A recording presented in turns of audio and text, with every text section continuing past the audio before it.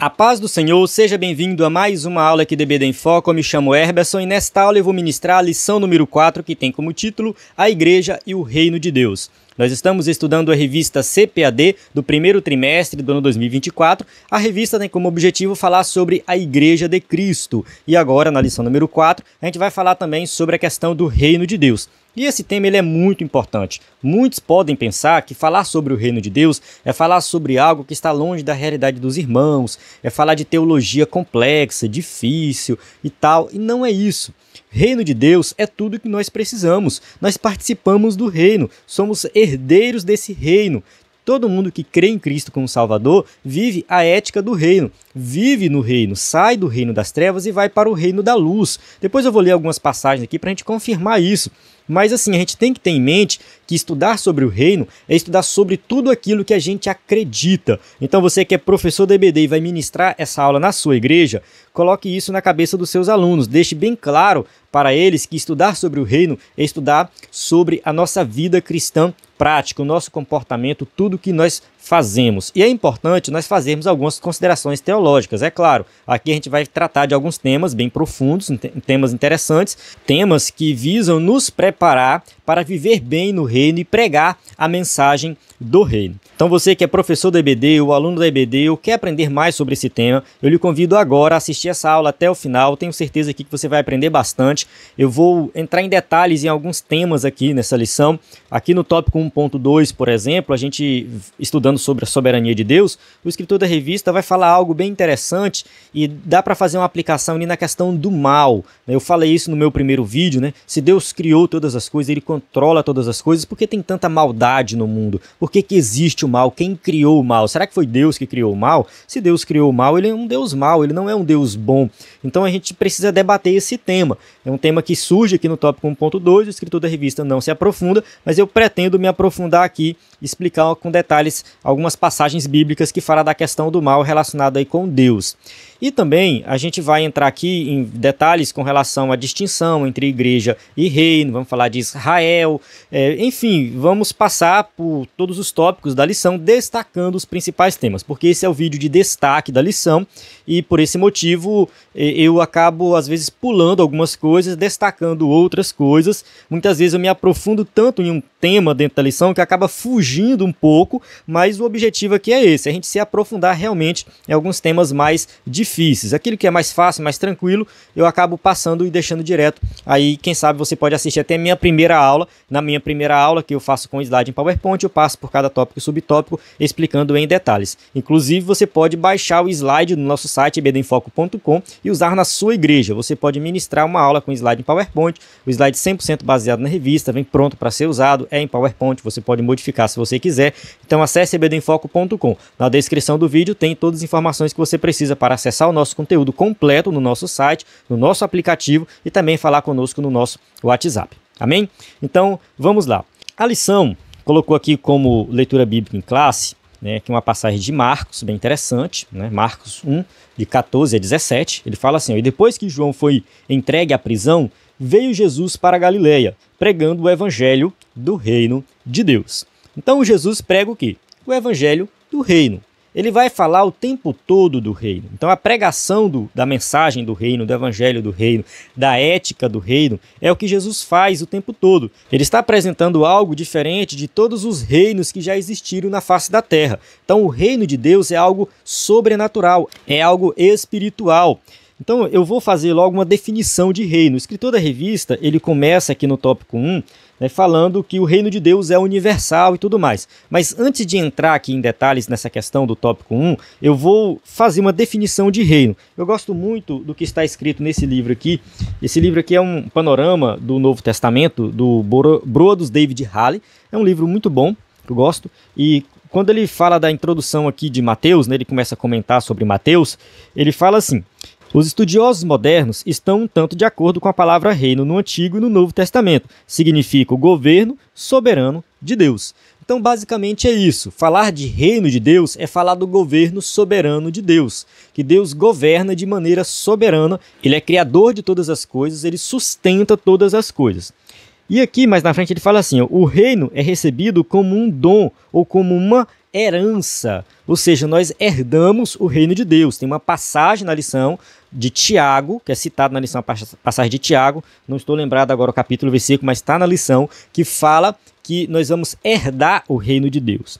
Não pode ser adquirido, ou seja, você não pode comprar o reino. Você não pode adquirir o reino. A gente vê algumas passagens nos evangelhos de alguém querendo pagar pelo reino, adquirir o reino. Em Atos dos Apóstolos a gente tem também, né, uma pessoa lá querendo pagar, né, para ter o dom de Deus. Isso não pode acontecer. O reino impõe condições e exige tudo que uma pessoa tem. Ou seja, tudo nosso tem que ser entregue a Deus. Ou seja, nós temos que entregar a nossa vida por completo para participar desse reino. Jesus conta algumas parábolas nesse sentido, né? O reino dos céus é semelhante a um homem que vendeu tudo o que tinha e comprou uma pérola, porque aquela pérola era muito preciosa, ou seja, entregar tudo em prol do reino. Uma outra parábola fala de uma pessoa que compra um campo, né, que tem um tesouro muito valioso, ele vende tudo que tem e compra aquele campo. Então Jesus está dizendo o seguinte, que o reino é algo tão precioso, tão valioso, tão maravilhoso, que você não deve pensar duas vezes, você não deve se questionar ao se entregar por completo a esse reino. Quando você percebe o valor desse reino, você tem que deixar tudo para trás e abraçar esse reino. Então, isso é o reino de Deus. É você realmente se entregar por completo a Jesus Cristo. Então, estar no reino significa estar dedicado a uma nova vida de serviço. E esse reino é espiritual. É um reino que nós não conseguimos, muitas vezes, visualizar ele. Porém, pela fé, nós enxergamos que Cristo reina. Ele reina sobre o universo, ele reina sobre nossa vida, ele reina em nosso coração e nós temos uma vida diferenciada porque nós participamos do reino. Tem uma passagem bíblica que eu gosto muito, que é Colossenses capítulo 1, versículo 13. Vamos ler aqui essa passagem. O apóstolo Paulo diz assim: pois ele nos resgatou do domínio das trevas e nos transportou para o reino do seu Filho amado. Ou seja, ser crente significa ser transportado de um reino para outro reino. Você muda completamente seu estilo de vida, você muda o seu jeito de falar, você muda o seu comportamento, você vive a ética do reino. Agora, a Constituição que rege a nossa vida não é a Constituição humana, não é a Constituição do Brasil, não são as leis do Brasil. A nossa Constituição ela vem dos céus. Foi Jesus que ensinou tudo o que nós precisamos para viver uma vida plena no seu reino. Apesar de nós estarmos inseridos no reino dos homens e temos as regras do reino dos homens, as regras do reino de Deus são infinitamente superiores. Elas são muito superiores às regras humanas. Então, quem segue o evangelho segue algo diferente, segue algo extraordinário, segue algo superior. A nossa vida é uma vida diferenciada, porque nós vivemos no reino de Deus. Feita essa introdução, vamos entrar na revista, no conteúdo da revista. Aqui o escritor da revista começa dizendo o seguinte: o reino de Deus é universal. Então ele vai citar aqui algumas passagens que deixam bem claro nas escrituras que Deus reina sobre toda a terra, ele reina sobre o universo, ele é soberano sobre todas as coisas. Então Deus controla tudo que ele criou, nada foge do seu controle. Então a gente chega à conclusão que o Deus que nós servimos não é um Deus criado pela mente humana, porque a mente humana não tem a capacidade de criar um Deus como esse. Nós servimos o Deus Todo-Poderoso, o Deus que sabe tudo, que tem conhecimento de tudo. Quando a gente estuda mitologia nórdica, mitologia grega, mitologia, enfim, qualquer mitologia por aí, a gente vê que os deuses que eles criaram são deuses baseados no ser humano, com desejos humanos, com ações humanas, com falhas humanas. Mas o Deus que nós cremos é um Deus que está fora do universo, ele é superior a tudo e ele criou todas as coisas e nada acontece fora dos seus desígnios. Ele sabe de todas as coisas, ele controla todas as coisas. Então nós cremos nesse Deus Todo-Poderoso que reina sobre toda a criação. E aqui, no tópico 1.2, ele vai falar assim, a soberania divina e os acontecimentos do mundo.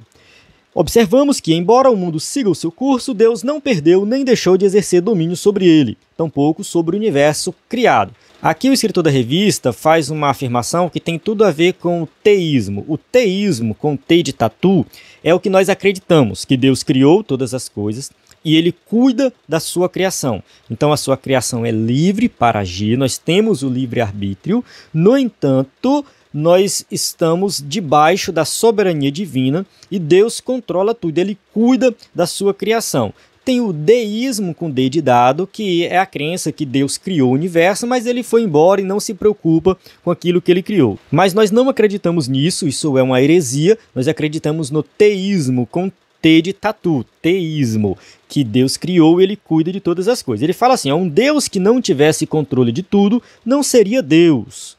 Ou seja, Deus, para ser Deus, ele tem que ser onipotente, onipresente, onisciente, ele tem que ser tudo, ele tem que ter o controle de tudo. Só isso garante que, de fato, ele é Deus. Isso não significa dizer que ele seja a causa de tudo que acontece no mundo. Olha só, será que Deus é a causa de tudo? Se Deus é a causa de tudo, ele é a causa do próprio mal. Então, nós servimos um Deus que criou o mal. E aí entra algumas complicações teológicas e complicações práticas para a nossa vida. Eu vou terminar a leitura do tópico e depois eu vou fazer uma observação mais profunda sobre esse tema aqui. Pode ser até que eu fuja um pouco do conteúdo da revista, mas eu preciso me aprofundar porque ficou algumas dúvidas com relação a isso, nesse tema, né, em relação ao meu primeiro vídeo. O meu primeiro vídeo eu falei sobre isso, ficou algumas dúvidas e eu preciso me aprofundar aqui. Significa que embora os homens e até mesmo o diabo e seus demônios tenham liberdade e permissão para agirem nesse mundo, contudo, essas ações não se sobrepõem à soberania de Deus. Assim Deus domina sobre todos. Bem, vamos lá, vamos fazer aqui algumas observações sobre essa questão do mal, da origem do mal. Será que Deus ele causa o mal? Porque se Deus é a causa de todas as coisas, então ele causou o mal. Se Deus ele criou todas as coisas, então o próprio mal foi criado por Deus. Só que isso é antibíblico. A gente pensar assim que Deus é a origem do mal, que Deus causou o mal, que Deus produziu o mal. Então, a gente tem uma passagem bíblica que dá a entender isso. Algumas bíblias tentam traduzir diferente. É a passagem de Isaías 45:7, que diz que Deus cria o mal. Ele cria o bem e o mal, a luz e as trevas. Então, assim, essa passagem, ela traz assim muita polêmica, né? Porque interpretar ela não é tão simples assim. No entanto, a gente precisa fazer uma análise mais completa das escrituras para fazer uma interpretação correta. Eu vou aqui fazer uma análise usando 2 livros de teologia sistemática, que é o livro de teologia sistemática do Millard Erickson. Tá? Esse livro aqui é muito bom, então ele tem um capítulo especial sobre isso, e também a teologia sistemática do Wayne Grudem. São 2 livros que eu li e eu achei bem interessante a abordagem deles. O Millard Erickson ele vai começar aqui com aquela pergunta principal, primordial. Qual foi a origem do mal? Tá? A origem realmente do mal mesmo. Por que que existe o mal? Por que que no mundo que nós vivemos existe o mal? Ele vai começar com uma premissa bem interessante, que ele fala o seguinte, que Deus, ao criar seres livres para agir, para fazer o que quiser, para tomar decisões livres, foi necessário ele criar um universo, ele criar um mundo em que o mal pode existir. Então não foi Deus que criou o mal. O mal, ele pode existir como uma necessidade meio intrínseca do próprio universo que Deus criou.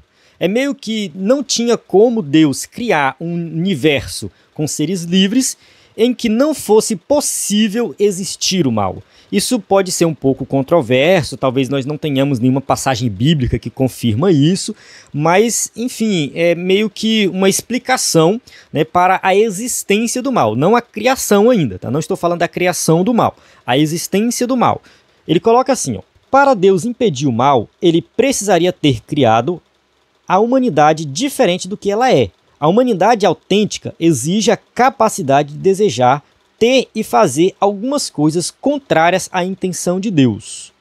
Ou seja, para Deus criar um universo sem a existência, sem a possibilidade da existência do mal, Deus teria que criar uma humanidade totalmente diferente. Talvez seres que se comportassem como um robô e não seres livres. Aí ele coloca assim, que Deus tem que criar o ser humano de forma autêntica, ou seja, para realmente nós sermos autênticos, nós temos que ter a capacidade de fazer algo que é contrário à vontade de Deus. Porque se Deus tivesse criado seres que iam fazer somente a vontade dele, sem nenhuma possibilidade de escolha, sem ter o livre-arbítrio, né? Ou seja, uns seres que não vão pensar, que não vão agir diferente. Eu vou criar seres assim. Então, Deus criaria um universo em que o mal não era possível. Porém, Deus quis criar um universo que os seres desse universo tivessem a capacidade de escolher, a capacidade de fazer o certo ou o errado. E aí, nesse caso, ele teve que criar um universo em que existe a possibilidade de ter o mal. Então, né, aqui entra essa primeira questão, né? Existe a possibilidade. Então, nós estamos nesse primeiro ponto. Deus criou um universo que existe essa possibilidade, porque ele quer dar liberdade para as suas criaturas. No tópico seguinte, ele vai tratar o que de fato é o mal e o que de fato é o bem. A gente sabe que tem coisas ruins que acontecem na nossa vida e que a gente fala que aquilo ali é do mal, vem do mal, não vem do bem. Por exemplo, uma doença, um desastre natural, enfim, são coisas que a gente associa ao mal. Isso aqui é uma coisa ruim. Tem muitas coisas que eu digo que é ruim para mim, mas não é ruim para o próximo. Por exemplo, é mal para mim, mas para o próximo não é. Por exemplo, lavei minhas roupas, coloquei para estender ali no sol quente. No entanto, o meu vizinho fez uma plantação. Eu não quero chuva, porque se chover vai molhar minha roupa. O meu vizinho quer chuva, porque se chover, a plantação dele vai nascer. Então, a chuva é uma coisa ruim para mim. Eu vou falar, nossa, chuva essa hora, queria secar minha roupa. Então, eu vou associar a chuva a uma coisa ruim, não um mal, tá? Não é uma coisa ruim. Já o meu vizinho vai associar a chuva a uma coisa boa, né? Porque ele está precisando da chuva. Então, tem acontecimentos muito pontuais que pode parecer mal para uma pessoa, mas é um bem para outra pessoa. Então, isso é um tipo de mal também que existe, mas acho que é algo muito pessoal. E tem a questão do mal moral. Quando a gente fala do mal moral, a gente está falando da mentira, do engano, do egoísmo, do orgulho, de tudo aquilo que tem dentro do nosso coração e que produz coisas maléficas na sociedade. E agora a gente vai para o próximo tópico, que tem a ver com esse primeiro, que é a questão da origem do mal. Que, assim, nós entendemos que o ser humano pecou, caiu, Adão e Eva, eles pecaram ali no Jardim do Éden, e a partir daí entrou no mundo todo tipo de desgraça, todo tipo de doença, tudo que não presta entra no mundo a partir da queda, a partir do pecado dos nossos primeiros pais, de Adão e Eva. Então, assim, Deus criou tudo perfeito, tudo bonitinho, nada estava fora do lugar. Porém, Adão e Eva desobedeceram a Deus, permitiu que o pecado entrasse no mundo, e a partir daí surge todo tipo de maldade, todo tipo de coisa ruim por causa da queda. E se a gente for parar para pensar, hoje, nos dias de hoje, quando a gente vê algo ruim acontecendo, quando a gente vê algo mal, a gente fala, nossa, que maldade, que coisa ruim, que, enfim, a gente vê o mal. Muitas vezes esse mal vem por nossa culpa. Muitas vezes esse mal vem por causa de uma ação nossa, uma mentira que nós falamos, por causa do nosso egoísmo, por causa da nossa ganância, por causa da ganância do ser humano. Hoje a gente vê muitas pessoas vivendo na pobreza, na miséria, enfim. A humanidade produz alimento para todo mundo se alimentar, mas tem pessoas passando fome. Então isso acontece por causa da desigualdade social e tem a ver com o pecado, tem a ver com o mal que nós mesmos produzimos. E acidente de carro, por exemplo, muitas vezes o acidente acontece por falha nossa, pode-se dizer que 100% das vezes. Tá? 100% das vezes é uma falha do próprio ser humano. A gente fala assim, nossa, por que aconteceu isso com meu filho, com minha filha, com minha mãe? Por que esse acidente aconteceu? Deus é mau. A gente fica culpando Deus por algo que nós mesmos produzimos. Muitas vezes foi um buraco na estrada, não foi culpa sua, mas foi culpa de quem toma conta da estrada, do governo, por exemplo, que não arrumou a estrada, não deixou a estrada boa para trafegar. Enfim, às vezes a pessoa estava andando sem cinto de segurança, em alta velocidade. Então, muito do mal que acontece na nossa vida é culpa nossa, é produzido por nós. Então, esse tipo de mal, né, que acontece por nossa culpa tem a ver com o pecado, mas isso ainda não responde a nossa pergunta da origem do mal, porque quando a gente volta para o Jardim do Éden, a gente vê Satanás tentando Eva, né? E ali a gente vê que o mal já tem uma origem anterior, a gente já empurra um pouquinho para trás. Tudo bem, Adão e Eva permitiu que o mal entrasse no mundo por causa do pecado, porém já tinha um ser criado por Deus que já tinha maldade. Ele já estava impondo a maldade ali. Satanás, como nós interpretamos, foi um anjo que habitava com Deus. Então ele estava com o próprio Deus. E como que Deus permitiu que o mal entrasse em uma das suas criaturas superiores, em um anjo? Vamos lá. Muitas vezes a gente tem o pensamento assim que o mal é como se fosse um vírus, um germe, sei lá, um vírus que passa de uma pessoa para outra. É como se uma coisa externa tivesse atingido ali o anjo de luz, né? A gente traduz como Lúcifer, diz que essa tradução não é muito boa, mas enfim, né? Lúcifer pecou, ele desobedeceu a Deus. Mas por que ele fez isso? O que causou nele essa maldade? Será que foi um mal que Deus criou? Aí entra uma questão bem difícil de explicar, mas eu gostei muito da explicação aqui do Miller de Erickson. Ele fala assim, ó, não é necessário entrar em contato com alguém que tem uma fratura para fraturar um osso. Tudo que é necessário é torcer uma perna de forma errada e pronto, aí está um osso quebrado. Ou seja, um vírus ele é transmitido de uma pessoa para outra, certo? Mas se eu chegar perto de você com o meu braço quebrado, você não vai quebrar seu braço. Entende? Você não precisa ter contato com o meu braço quebrado para o seu braço quebrar. Para o seu braço quebrar, é necessário você cair, enfim, se machucar de alguma maneira e quebrar o seu braço. Eu sei que não é um exemplo muito legal, né? Mas, enfim, o mal é isso, tá? É uma distorção. Ele não é algo que pega, que vem de fora. É uma distorção. Ele fala assim, ó, de forma semelhante, o pecado resulta da torção da vontade de uma pessoa e de seu relacionamento com Deus, quando, entre suas duas possibilidades, é concretizada a opção errada. Ou seja, Satanás, ele optou por pecar. Ele era um anjo e ele simplesmente resolveu desobedecer a Deus. E enfim, isso já foi usado, por exemplo, nas obras do Tolkien. Quem já assistiu O Senhor dos Anéis, com certeza conhece um pouco da obra do Tolkien, né?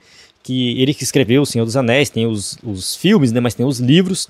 E tem um livro chamado Silmarillion, que conta a história da origem, né, de tudo que existe. E lá o ser criador, que ele chama de Ilúvatar, que não seria Deus, ele reúne os seus seres celestiais ali, os seus seres superiores, que vão criar o mundo a partir da música, e um desses, que é Melkor, ele toca um tom diferente, ou seja, ele toca uma música errada, ele já começa ali a distorcer a criação, né? Então, assim, o próprio Tolkien usa essa analogia, né, de distorção, ou seja, aquele ser perfeito, ele tinha livre-arbítrio e ele resolve distorcer a criação, e o mal entra no mundo. E o C.S. Lewis, ele também tem um livro que ele conta a criação de Nárnia, né, do mundo que ele escreveu, as Crônicas de Nárnia, né, e logo no início das Crônicas de Nárnia também tem ali um mal que entra em Nárnia. Enfim, isso está muito presente em outros escritos, né, mas a ideia é essa, é que o mal não necessariamente é algo que vem de fora, mas é uma distorção daquilo que é correto. Não sei se ficou muito claro essa ideia, né, da questão do mal, da origem do mal, mas a gente tem que entender que não foi Deus que criou o mal, o Deus que nós servimos não é um Deus mau. E entra aqui algumas passagens bíblicas que Deus, de alguma forma, usou o mal para punir alguém. A gente pode olhar, por exemplo, Jó, a vida de Jó. Então, Jó, ele foi atacado por Satanás, ou seja, aconteceu muita coisa má na vida de Jó. Seus filhos morreram, suas plantações foram destruídas, seu gado morreu, tudo, perdeu tudo. Jó, em momento algum, ele culpou a Deus. Ou seja, foi uma permissão de Deus aquilo, porém, Jó não culpou, não falou que foi Deus. Então, o nosso erro, o nosso pecado é culpar a Deus pelo mal. Isso, sim, é errado. Mas entender que muitas vezes Deus permite o mal e muitas vezes ele usa as suas criaturas para produzir o mal, a responsabilidade é nossa. A gente vê também a Babilônia, por exemplo, que foi usada por Deus para castigar o povo de Israel, no caso Judá, né? Judá foi levado para o cativeiro pelos babilônios por permissão de Deus, ou seja, o próprio Deus instigou o mal na Babilônia para que a Babilônia levasse o povo para o exílio e depois Deus castigou a Babilônia por isso. Por quê? Porque a responsabilidade é das criaturas e não do próprio Deus. Ou seja, Deus não causou o mal foi causado pela Babilônia. É confuso? É confuso. Mas entenda uma coisa, o que nós cremos é que Deus é soberano sobre todas as coisas, nada foge do seu controle, nenhuma decisão humana pegou Deus de surpresa. Porque Deus não sabia. Não, Deus é soberano sobre todas as coisas, ele tem o controle sobre tudo, ele permite muitas vezes que o mal aconteça de acordo com os seus propósitos. Nós não sabemos qual é o propósito divino ali, mas tem os seus propósitos, mas a responsabilidade é nossa. Nós somos responsáveis pelos nossos atos. Amém?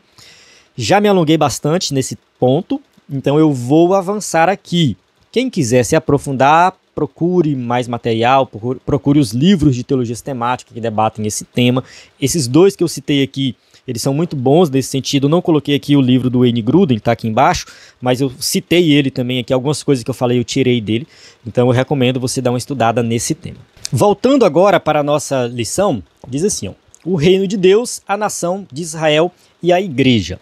Aqui o escritor da revista vai falar um pouco da nação de Israel, porque foi uma nação fundada por Deus, Deus reinava sobre Israel, porém a gente não pode associar a nação de Israel no Antigo Testamento com o reino de Deus. O que a gente pode fazer aqui, que eu acredito que é válido, é dizer que o reino de Deus já existia no Antigo Testamento e quem obedecesse a Deus, quem obedecesse aos mandamentos, quem fosse fiel a Deus, participava do reino. Então o procedimento para entrar no reino e participar do reino é o mesmo para os dias de hoje. Hoje a gente fala muito de Cristo, da fé em Cristo Jesus, mas a gente fala da fé do Cristo que já veio.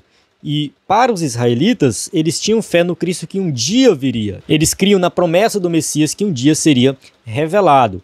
Então, as condições para participar do reino era justamente essa: arrependimento, obediência.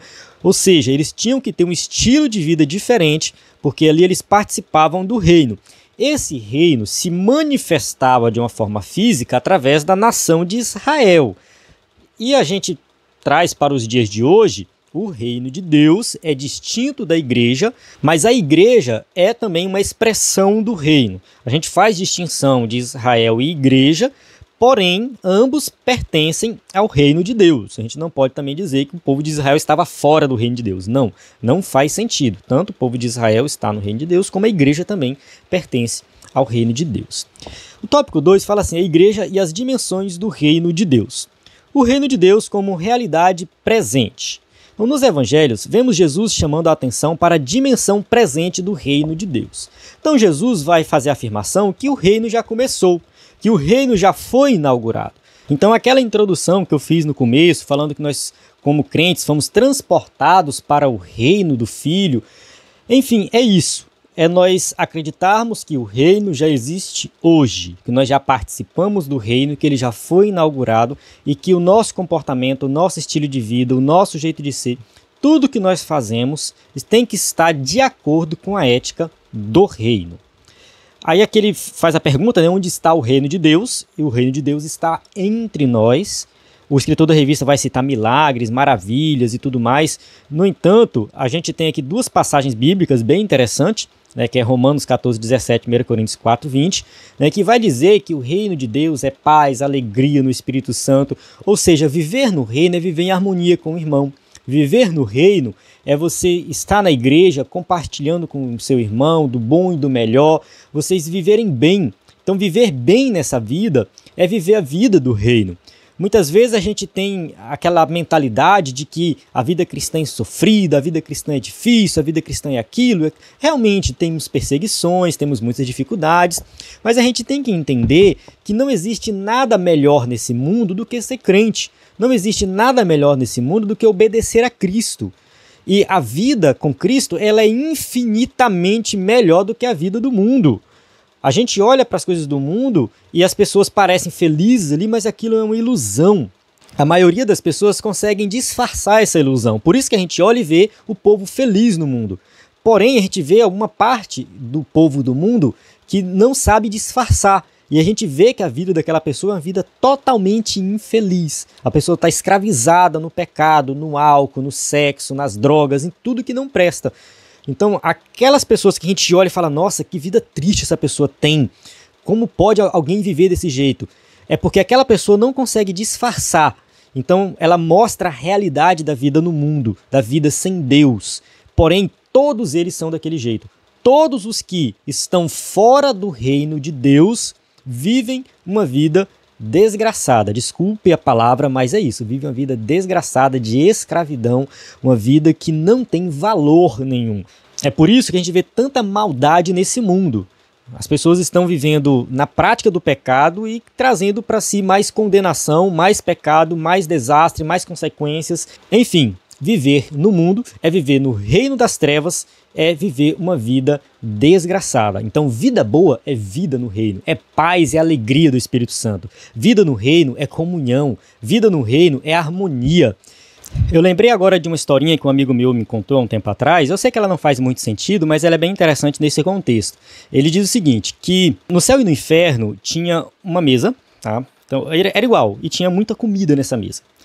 Porém, no céu estava todo mundo gordo, bonito, feliz, alegre, e no inferno estava todo mundo magro, com fome, mesmo a mesa estando lá com a comida. E o que acontece? Nessa mesa tinha os talheres, e os talheres eram grandes, compridos. Então, a diferença é que no inferno as pessoas estavam tentando comer com esses talheres gigantes. Elas colocavam a comida no talher, mas não conseguiam alcançar a boca porque era muito grande. Enquanto no céu, as pessoas pegavam a comida do prato do outro e colocavam na boca do outro. E assim todo mundo se alimentava. Entende? Então assim, a gente vive no mesmo mundo, manchado pelo pecado, os ímpios e os crentes. Porém, os crentes têm um estilo de vida diferente e por isso vivem bem, são felizes porque estão com Cristo. Enquanto os ímpios, no mesmo mundo, só vê desgraça, só vê coisa que não presta. Vamos continuar aqui para encerrar essa aula, porque eu sei que ela já está ficando um pouco longa. Não queria me alongar muito, mas não teve como, né? Vamos lá. Ainda no tópico 2, fala sobre o reino de Deus como uma realidade futura.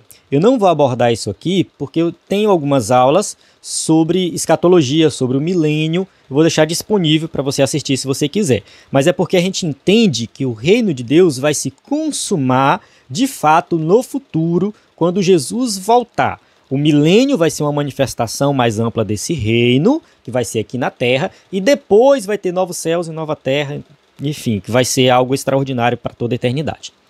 O tópico 3 fala o seguinte, a igreja no contexto do reino. Aqui é somente para nós dizermos que igreja é diferente de reino de Deus. A gente não pode dizer que igreja é igual ao reino de Deus.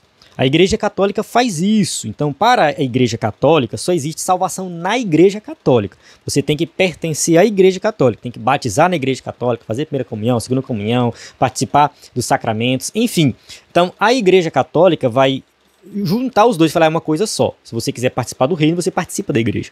Nós não entendemos dessa maneira. A gente entende o reino de Deus como algo muito mais amplo, algo que vai muito além da igreja. Então a igreja participa do reino, ela é uma expressão do reino. Ele coloca aqui, ó, a igreja expressa o reino de Deus. Então a igreja foi idealizada e projetada por Deus para ser a expressão de seu reino na plenitude dos tempos. Então a igreja mostra para o mundo que existe um reino diferente. A igreja prega o evangelho do reino. Quando a gente vai para o tópico 3.3, essa era a mensagem de Paulo, de Tiago, de Pedro. Eles pregavam o evangelho do reino. Eles levavam a mensagem do reino. Então o tempo todo eles estavam pregando o quê? O reino. O que Jesus fazia? Jesus pregava o reino de Deus. Tá? Marcos 1, de 14 a 17. Né? Veio Jesus para a Galileia pregando o evangelho do reino de Deus. Então a gente tem aqui, né, o que a missão da igreja é pregar o evangelho do reino, é apresentar o reino para as pessoas. Essa é a missão de Deus e a igreja participa dessa missão. A gente já estudou sobre missões na revista anterior, eu acredito que está bem claro na mente de todo mundo. Então a igreja participa do reino, ela apresenta o reino, mas ela não é o reino, porque o reino de Deus é algo muito mais amplo, é algo superior, é algo infinito, é algo extraordinário e nós participamos desse reino. Amém? Bem, eu encerro aqui. Espero que você tenha compreendido esse tema. Peço perdão se eu tiver fugido um pouco da lição, mas é porque esse vídeo tem esse propósito de se aprofundar em alguns temas, tirar algumas dúvidas em relação ao primeiro vídeo, e eu recomendo você assistir os dois e acompanhar todo o conteúdo que tem no EBD em Foco. Então, na nossa plataforma, a gente tem um conteúdo completo das lições em vídeo, áudio, PDF, muito conteúdo mesmo que vai te ajudar a ministrar uma aula de excelência na EBD. A paz do Senhor, até a próxima aula.